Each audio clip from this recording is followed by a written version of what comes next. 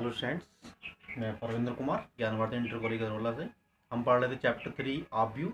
आव्यूह में हम पढ़ेंगे एक्सरसाइज आज 3.4।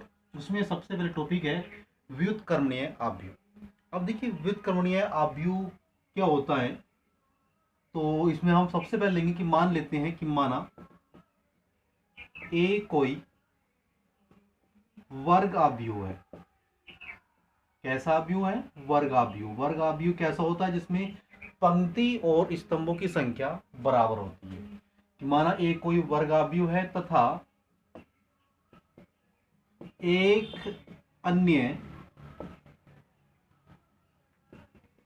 वर्ग आव्यूह बी का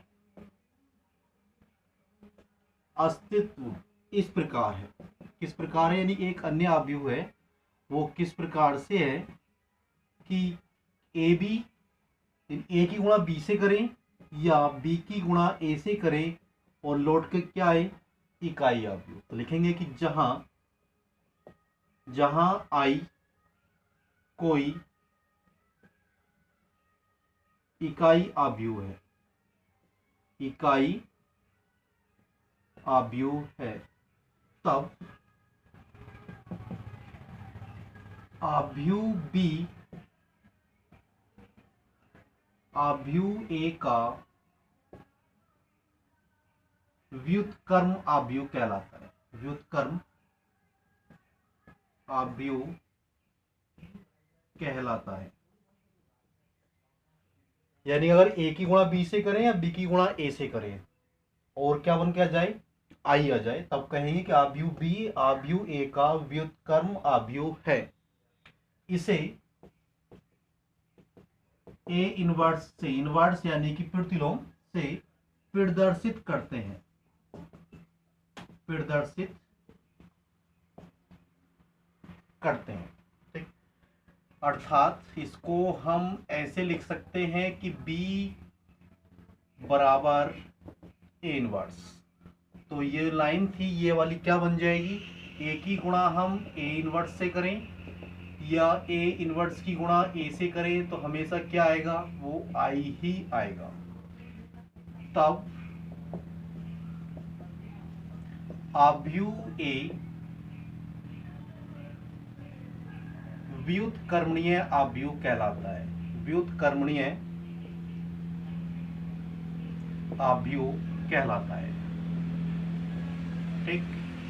यानी कि आव्यूह ए की जो विशेषता हो जाएगी वो कैसी होगी? व्युत्क्रमणीय। कब? जब उसका इनवर्स यानी कि व्युत्क्रम आव्यूह निकाल लिया गया है। इसमें कुछ रूल्स हैं, उसमें हम लिखेंगे कि नंबर 1 है, अगर दो आव्यूह हमारे पास हैं ए और बी, उन दोनों की गुणा करें और उसका हम अगर इनवर्स लें तो ये रिवर्स नियम को फॉलो करता है। ए बी इनवर्स और ए इनवर्स आएगा। दूसरा ये है, अगर हम ए इनवर्स का दोबारा से इनवर्स करें तो वो लौट करके हमेशा ए आ जाएगा।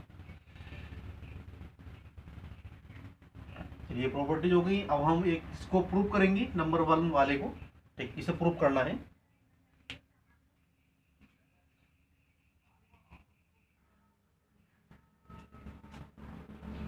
हाँ देखिए, इसे प्रूव करना है हमें।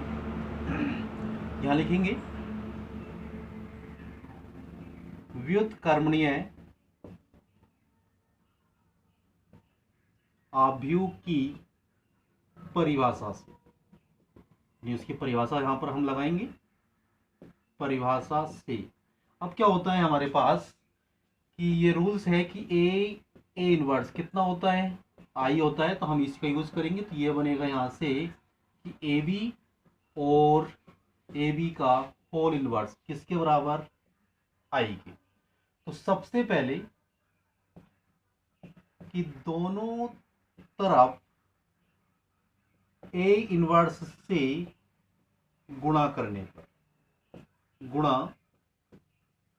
करेंगे कि ए इनवर्स ए बी और यहां से है कि ए बी का होल इनवर्स बराबर A inverse I.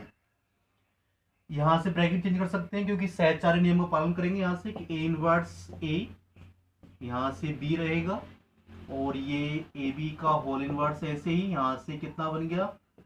A inverse, क्योंकि आई की गुणा करने पर कोई चेंज नहीं होता। अब ये क्या बन जाएगा, ये आई हो जाएगा, बी यहां से ए बी का होल इनवर्स बराबर ए इनवर्स। अब ब्रैकेट एक साथ कर लेंगे तो ये बन जाएगा यहां से कि आई बी ए बी का होल इनवर्स बराबर ए इनवर्स, यानी कि आई से गुणा करने पर कोई चेंज नहीं होगा। तो बी ए बी का होल इनवर्स बराबर ए इनवर्स। फिर दोबारा से कि दोनों तरफ बी इनवर्स से गुणा करने पर तो ये बनेगा कि बी इनवर्स बी,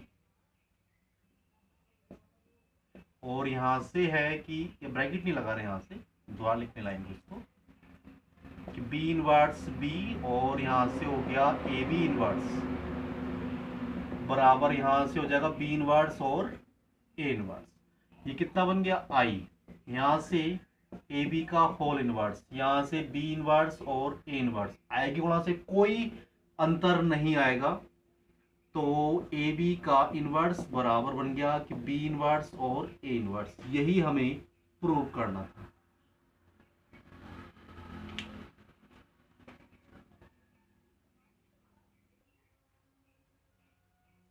देखिए इसमें नोट हम याद करेंगे एक्सरसाइज के लिए कि अगर ए इनवर्स ए बराबर आई होता है, या इसको ऐसे भी लिख सकते हैं कि ए इनवर्स ए बराबर आई। दूसरा ये कि ए आई बराबर ए होगा या आई ए बराबर ए होगा। इनका हमें यूज करना है एक्सरसाइज में, क्योंकि प्रारंभिक संक्रियाओं से क्वेश्चन एग्जाम में आता है।